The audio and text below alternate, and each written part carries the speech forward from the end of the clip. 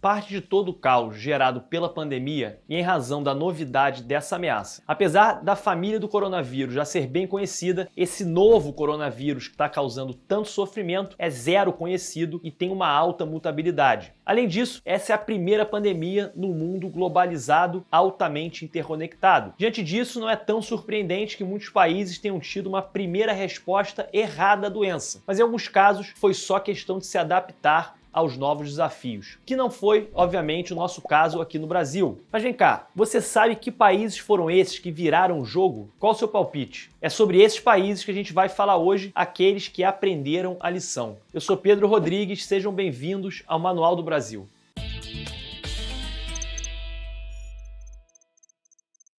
Esse vídeo é parte de uma série que trata sobre as respostas de diferentes governos aos desafios da pandemia. Caso não tenha visto o primeiro vídeo, você pode assistir ele clicando nesse link. Mas não é necessário assistir a ele para entender esse vídeo de agora. No anterior, falamos sobre quão importante era exatamente o tempo de reação contra a Covid. Países que reagiram mais rápido tiveram melhores resultados. E para agir mais rapidamente, países que ou tiveram experiências recentes com epidemias similares ou que têm uma população com forte confiança em seus governos tinham uma clara vantagem. Já que boa parte do tempo no combate a uma nova pandemia é o gasto no preparo para as medidas emergenciais e organização da população civil. Os países que a gente escolheu para esse vídeo não contavam com essas vantagens. Eles não tiveram experiência recente com epidemias similares e viviam no início da pandemia períodos de uma certa polarização política que minou a confiança da população em seus próprios governos. Isso, unido aos tropeços iniciais dos seus políticos, levou esses países no começo da pandemia a serem vistos como exemplos que não devem ser seguidos. Porém, esses países, diferentes do Brasil, aprenderam sua lição e hoje servem de exemplos a outras nações. E eu estou me referindo ao Reino Unido e aos Estados Unidos. Antes da gente dar uma conferida nesses países, se essa é a sua primeira visita aqui no nosso canal, eu te convido a assistir outros vídeos. E para não correr o risco de perder os vídeos que a gente ainda vai lançar nos próximos dias, já se inscreve e aperta o sininho. Sobretudo, o que fez com que esses países fossem da água para o vinho no combate ao coronavírus foi suas eficiências na vacinação. Não foi somente isso que deu um up no trato com a pandemia, mas contribuiu bastante para barrarem o avanço da doença. Parece uma coisa óbvia, que nem precisa ser citada, mas sim, a vacinação é uma das melhores armas contra a pandemia. E os países e regiões que estão entre os melhores na vacinação têm algumas características em comum. Em primeiro lugar, são países ricos, capazes de pagar o que for necessário para garantirem um bom estoque de vacinas. E segundo, são países capazes de uma coordenação eficiente na distribuição dessas vacinas. Uma coordenação centralizada é indispensável para potencializar a eficiência das campanhas de vacinação. A descentralização, nesse caso, leva a uma falta de coordenação quando a gente fala de campanhas de saúde pública. Apesar dos Estados Unidos iniciarem na pandemia apostando na atuação descentralizada, agora com a mudança de governo, seu tom mudou. E no caso do Reino Unido, eles contam com um dos melhores sistemas públicos de saúde do mundo. E claro, são duas das nações mais ricas de todo o nosso planeta. O negócio é que mesmo entre os países que já estão relativamente avançados na vacinação, o Reino Unido e os Estados Unidos vêm se destacando ainda mais. Ou seja, mesmo com os tropeços iniciais, suas performances na vacinação são verdadeiramente impressionantes, em especial se comparada com países em situação mais ou menos similares a deles, países ricos, capazes de organizar uma distribuição de vacinas eficiente. Se a gente pegar, por exemplo, a União Europeia, em comparação com a performance dos Estados Unidos e do Reino Unido, a gente pode ver parte do que fez esses países assumirem a liderança mundial na vacinação. Existem duas principais diferenças aqui. Uma é que tem que ser chamado de nacionalismo na vacinação, e a outra é a habilidade de negociação com os fabricantes das vacinas. Os Estados Unidos, por exemplo, optaram por uma parceria público-privada para selecionar vacinas e fechar contratos com os laboratórios, no que ficou conhecido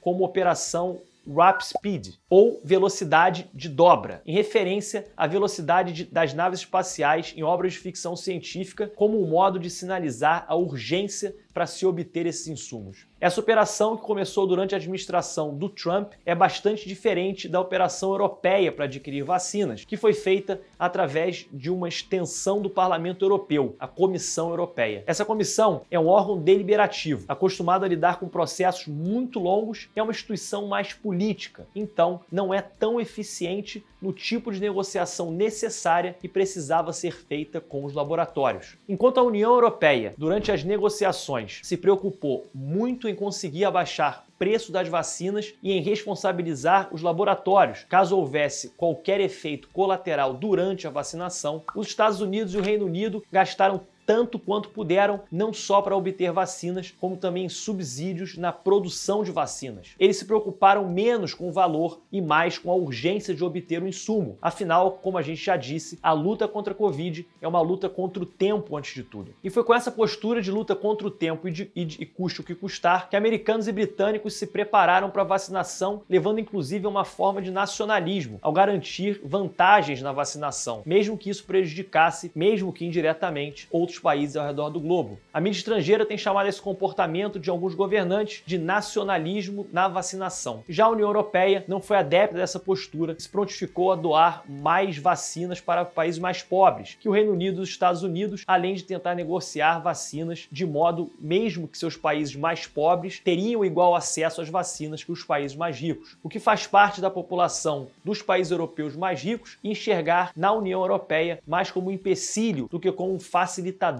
na obtenção das vacinas. Com esse olhar para a sua população em primeiro lugar, Estados Unidos e Reino Unido saíram em boa vantagem tanto na obtenção quanto na distribuição dos produtos, em relação à maioria dos outros países. É claro que essa vantagem não se deve somente a estratégias nacionalistas. Na verdade, elas são até um fator menos relevante para o sucesso da vacinação americana e britânica. O que contou mais foi exatamente essa prontidão, esse senso de urgência que os países tiveram. Além do mais, mesmo sem o mesmo nível de prontidão, é bem capaz que a União Europeia acabe alcançando os níveis de vacinação dos Estados Unidos e do Reino Unido nos próximos meses. Mas como que conta na luta contra a pandemia é o tempo, não dá para negar que o sucesso dos americanos e dos britânicos foi maior. Mas se só a vacinação basta para barrar o avanço da Covid, só o sucesso da vacinação garante que os tropeços iniciais sejam apagados? Bem, essa história não é por aí. A vacinação é uma das principais armas contra a pandemia, mas por enquanto não dá para dispensar as medidas restritivas e o uso de máscara. Se a gente comparar Israel e Chile, a gente vai entender que só a vacinação realmente não basta por um período. Israel é o país com o maior número de vacinados per capita até agora. Tem revertido o avanço do coronavírus com muito sucesso. Em abril, Israel já experimentou o primeiro dia sem mortes em meses da pandemia. E há quem diga que lá já se pode dizer que voltamos a uma vida normal do pós-pandemia. Já o Chile está entre os 5 países que mais vacinaram per capita. Entretanto, no começo de abril desse ano, o Chile experimentou um novo pico de infecção. Não há um consenso ainda sobre o porquê de uma diferença tão grande em dois países tão à frente na vacinação, mas demonstra que, por hora, só a vacina ainda não é 100% suficiente. Comparando mesmo os dois países que tomamos para analisar nesse vídeo, a gente percebe que, apesar de relevante, a vacinação sozinha não é suficiente. O Reino Unido nos últimos meses promoveu um lockdown mais restritivo que o dos Estados Unidos. Como resultado, mesmo com ambos países com a vacinação per capita muito próxima, entre janeiro e abril, os casos diários britânicos caíram de 90 a cada 100 mil habitantes para 2,4 a cada 100 mil habitantes. Enquanto nos Estados Unidos, no mesmo período, a queda foi de 77 a cada 100 mil habitantes para 21. Ou seja, mesmo partindo de um número de casos por habitante maior, hoje o Reino Unido tem 1/10 dos casos diários per capita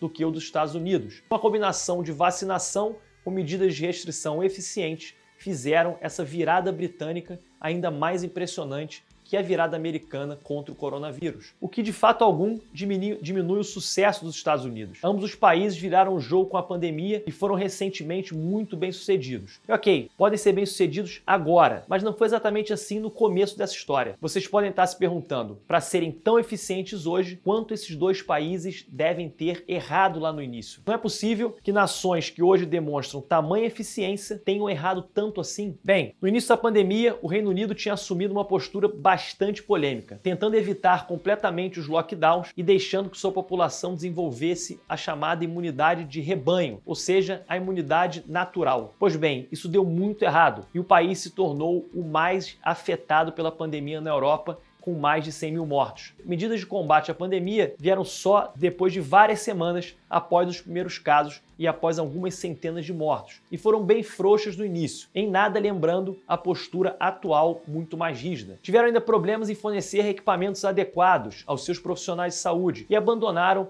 no ápice da pandemia, o rastreamento de contatos de infectados, perdendo o controle do ritmo de disseminação da doença no seu país. Apesar disso, o Reino Unido não só aprendeu sua lição, como conta com um excelente sistema de saúde pública que provou ser a plataforma ideal para sua campanha de vacinação. Com um sistema bem organizado, a vacinação britânica já contava com uma estrutura centralizada, coesa e extensa. E não foi só isso. Os centros de vacinação podem agir com certa autonomia, já que são chefiados por médicos experientes em vacinas contra a gripe que contam com boa confiança da população britânica. E assim, podem identificar as demandas locais. Ou seja, o sistema de saúde inglês uniu a eficiência da centralização com a autonomia local num só esquema. Já no caso dos Estados Unidos, muito tem sido dito em relação ao seu sistema de saúde, que mesmo antes da pandemia já acumulava críticas. Há quem diga, inclusive, que os americanos gastam pouco com sua saúde. A verdade, porém, é que os Estados Unidos gastam por volta de 18% do seu PIB em saúde. Não é exatamente econômico o problema americano com seu sistema de saúde. O problema real é que por lá a saúde não é vista como uma questão pública, e mais como matéria privada. E assim, apesar de contar com equipamentos médicos da melhor qualidade, os americanos não contavam com um sistema de saúde coeso. Não há lá uma rede conectada de serviços públicos de saúde. E na necessidade de implantação de uma campanha nacional de vacinação, isso faz toda a diferença.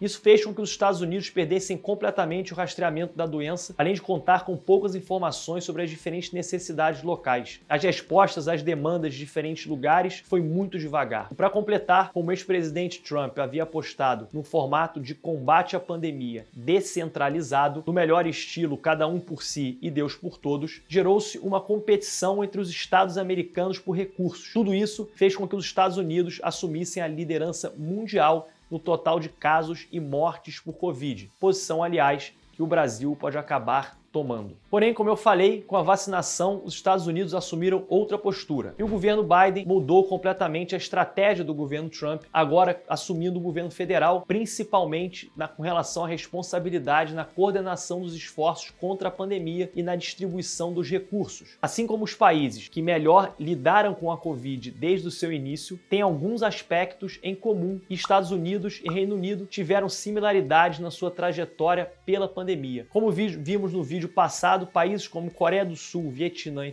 Taiwan tinham a vantagem de terem lidado recentemente com epidemias similares à atual pandemia. Estados Unidos e Reino Unido, e na verdade todo o mundo ocidental, não tiveram essa vantagem. E mesmo alguns dos países mais desenvolvidos da Europa demoraram demais na sua resposta. Nada próximo do obviamente aconteceu no fracasso brasileiro, mas demoraram mais do que uma Nova Zelândia, por exemplo. Mais uma característica em comum entre Estados Unidos e Reino Unido que talvez tenha sido fundamental para terem de início uma performance horrível é a polarização política. Nos Estados Unidos já faz algum tempo que a polarização vem se acentuando, mas atingiu um pico durante o governo Trump. E o Reino Unido até hoje sofre com ecos do Brexit, que estimulam a polarização política por lá. A polarização torna a população mais desconfiada em relação ao governo, que por sua vez torna mais difícil coordenar as ações para a população. Ela também facilita a politização da pandemia, que acaba fortalecendo o pensamento negacionista. E por fim, faz com que os políticos fiquem mais sensíveis a qualquer opinião pública